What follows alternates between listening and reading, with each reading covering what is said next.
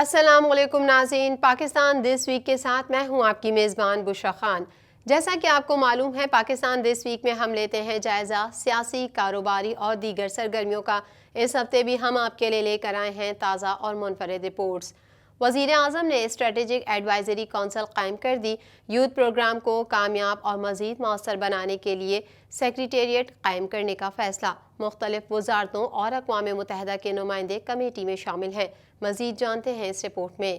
وزیر اعظم شہباز شریف نے strategic advisory council قائم کر دی، جس کے پیٹرن ان چیف وہ خود ہوں گے۔ اسٹیئرنگ کمیٹی کے سربراہ چیئرمین وزیر اعظم یوتھ پروگرام رانا مشہود ہوں گے۔ ٹیکنیکل اسٹیئرنگ کمیٹی 25 رکنی ہوگی، جس میں وزارتوں کے نمائندے اور اقوام متحدہ کے نمائندے کمیٹی میں شامل ہیں۔ ان کی تقرری کا نوٹیفیکیشن جاری کر دیا گیا ہے۔ ایڈوائزری کونسل میں 41 ممبران ہوں گے، جس میں 17 وفاقی اور صوبائی وزراء بھی شامل ہیں۔ اقوام متحدہ، chamber of commerce, private sector سے بھی ارکان کو کونسل کا حصہ بنایا گیا ہے۔ وزیر اعظم کی منظوری کے بعد کابینہ ڈویژن نے وزیر اعظم سیکریٹریٹ میں جنریشن ان لمیٹڈ سیکریٹریٹ قائم کرنے کا نوٹیفیکیشن جاری کر دیا۔ Generation in limited advisory council اور ٹیکنیکل اسٹیئرنگ کمیٹی کے قیام کو بھی نوٹیفیکیشن جاری کر دیا۔ Chairman P M youth programme generation in limited secretariat کے سربراہ ہوں گے۔ سیکریٹریٹ حکومت، اقوام متحدہ، نجی شعبہ اور سول سوسائٹی سے رابطہ بھی کرے گا۔ یوتھ پروگرام کو کامیاب اور مزید مؤثر بنانے کے لیے سیکریٹریٹ قائم کرنے کا فیصلہ کیا گیا۔ UNICEF, scale working group, education working group اور انٹرپرینور ورکنگ گروپ سیکریٹریٹ کا حصہ ہیں۔ جنریشن ان لمیٹڈ سیکریٹریٹ کو مجموعی طور پر 23 ٹاسک تفویض کیے گئے ہیں۔ پاکستان نے اپنے شدید تحفظات سے افغانستان کو آگاہ کیا۔ ترجمان دفتر خارجہ ممتاز زہرا بلوچ کا کہنا تھا کہ افغان حکومت سے مجرموں کے خلاف کارروائی کرنے کا پرزور مطالبہ کرتے ہیں۔ مسقط میں امام بارگاہ پر حملے کی مذمت کرتے ہیں۔ ہفتہ وار پریس بریفنگ کی مزید تفصیلات اس رپورٹ میں۔ ممتاز زہرا بلوچ کا کہنا تھا کہ پاکستان نے افغانستان کے ساتھ دہشت گرد گروپس اور حملہ آوروں کے خلاف انٹیلیجنس شیئر کی ہے۔ ہم گزشتہ کئی ماہ سے افغانستان کے ساتھ مسلسل رابطے میں ہیں۔ ترجمان دفتر خارجہ کا کہنا تھا کہ پاکستان نے اپنے شدید تحفظات سے افغانستان کو آگاہ کیا۔ افغان حکومت سے مجرموں کے خلاف کارروائی کرنے کا پرزور مطالبہ کرتے ہیں۔ افغان عبوری حکومت مستقبل میں ایسے واقعات کی روک تھام کو یقینی بنائے۔ انہوں نے کہا کہ پاکستان 9 محرم کو امام بارگاہ علی ابن ابی طالب مسقط پر حملے کی مذمت کرتا ہے۔ یہ دہشت گردی کا بہیمانہ واقعہ ہے اور ہم اپنے بھائیوں اور بہنوں کے ساتھ کھڑے ہیں۔ اس واقعے سے دہشت گردی کے خلاف مل کر مقابلہ کرنے کی اہمیت پتہ چلتی ہے۔ پاکستان فلسطینی مہاجرین کیمپوں پر اسرائیل کے حملے کی مذمت کرتا ہے۔ خان یونس مہاجر کیمپ حملے میں 19 فلسطینیوں کی شہادت اقوام متحدہ کے قوانین کی خلاف ورزی ہے۔ پی ٹی آئی پر پابندی کے معاملے پر امریکہ کے رد عمل پر دفتر خارجہ نے اپنے موقف میں کہا کہ پی ٹی آئی کے متعلق سپریم کورٹ کے فیصلے نے پاکستان کے جوڈیشل سسٹم کی مضبوطی کو واضح کیا۔ پاکستان اپنے اندرونی مسائل کو خود حل کر سکتا ہے۔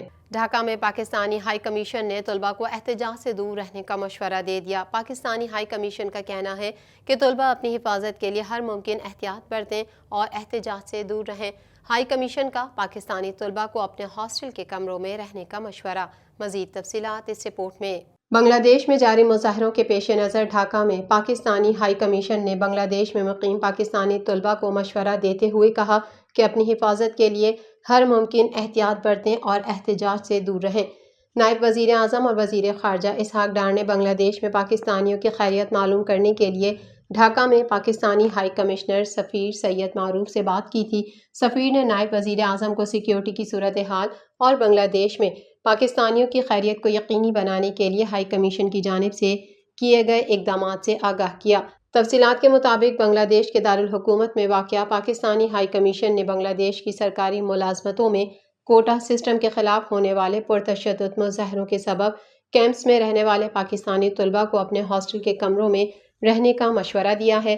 نائب وزیر اعظم نے پاکستان کے ہائی کمشنر کو بنگلہ دیش میں مقیم پاکستانیوں بالخصوص ڈھاکہ کے کیمپس میں مقیم طلباء کی فلاح بہبود کا خیال رکھنے کی ہدایت کی اور کہا کہ سفیر پاکستانی طلباء کے تحفظ کو یقینی بنانے کے لیے مقامی حکام کے ساتھ قریبی رابطے میں رہیں۔ سفیر سید معروف نے بتایا کہ سفارت خانے نے مصیبت میں مبتلا افراد کی سہولت کے لیے ایک ہیلپ لائن کھولی ہے۔ پاکستان تحریک انصاف نے ایڈ ہاک ججز کی تعیناتی کو مسترد کر دیا۔ ایڈ ہاک ججز کی تعیناتی کا معاملہ سپریم جوڈیشل کونسل میں بھیجنے کا اعلان۔ بیرسٹر گوہر کا کہنا ہے کہ ججز اس معاملے کو متنازع نہ بنائیں۔ مزید جانتے ہیں اس رپورٹ میں۔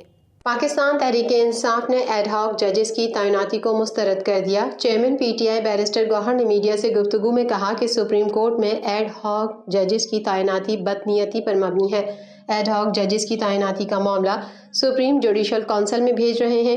اس اقدام کا مقصد اپنے ہم خیال ججز کو لگانا ہے۔ ججز اس معاملے کو متنازع نہ بنائیں۔ 4 ججز کو ایک ساتھ دوران تعطیلات لایا جا رہا ہے۔ سینیٹر شبلی فراز نے کہا کہ پچھلے 2 سال میں یہ نظام بری طرح مینج ہوا ہے۔ حکمران ٹولہ یہ سمجھنے سے قاصر ہے کہ عوامی رائے کو کس طرح تبدیل کیا جائے۔ پارٹی پر پابندی لگانے کی بات انتہائی بھونڈی حرکت ہوگی۔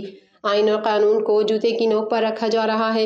میڈیا سے گفتگو کرتے ہوئے پی ٹی آئی رہنما عمر ایوب نے کہا کہ ہمارے اراکین اسمبلی کو ایجنسیاں جھوٹے مقدمات میں اٹھا رہی ہیں۔ عمران خان، بشرا بی بی اور تمام اسیران کے خلاف کیسز بنائے گئے۔ ہم ان تمام ہاکس کیسز کی بھرپور مذمت کرتے ہیں۔ بشرا بی بی کا روپکار بھی جاری ہو گیا۔ نیب ٹیم نے ان کو جھوٹے کیسز میں پھر گرفتار کیا۔ ایڈ ہاک ججز کے حوالے سے قاضی فائز عیسیٰ سے گزارش ہے یہ ججز ہمارے کیسز نہ سنیں، ہماری حب الوطنی پر کوئی انگلی نہیں اٹھا سکتا۔ رہنما پی ٹی آئی اسد قیصر نے کہا کہ ملک میں اس وقت انارکی کی صورتحال ہے۔